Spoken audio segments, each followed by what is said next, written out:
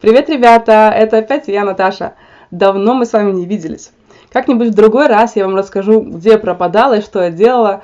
Ну а сегодня давайте лучше приступим к делу, поговорим о причастиях. В прошлый раз мы обсудили действительное причастие настоящего времени. Сегодня же мы поговорим о действительных причастиях прошедшего времени. Для того, чтобы сделать действительное причастие прошедшего времени, нам понадобится глагол совершенного или несовершенного вида, суффикс «вши» или «ши» и окончание прилагательного. Давайте в качестве примера опять возьмем глагол «читать». Мальчик, который читал. И скажем это предложение с причастием.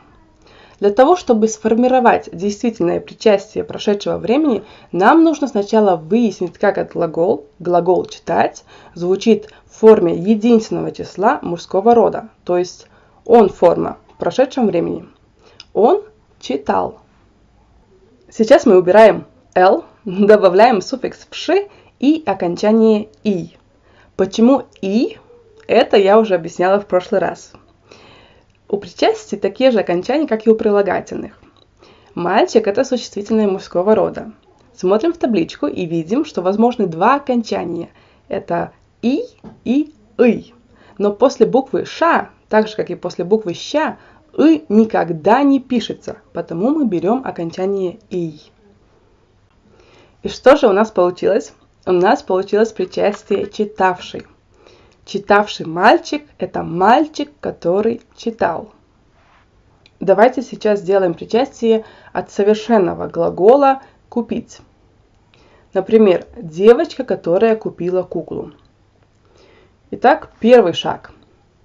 Он форма в прошедшем времени. Он купил. Второй шаг. Удаляем «л». Третий шаг. Добавляем суффикс «вши».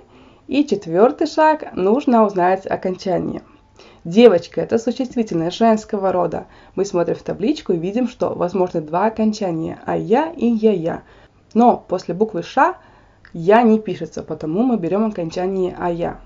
Что у нас получилось? У нас получилось причастие «купившая». Девочка, купившая куклу. Это девочка, которая купила куклу. В этих примерах причастия образованы при помощи суффикса «вши».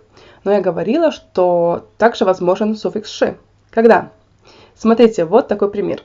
Малыш, который нес стакан, споткнулся и упал. У нас глагол «нести». Сделаем причастие.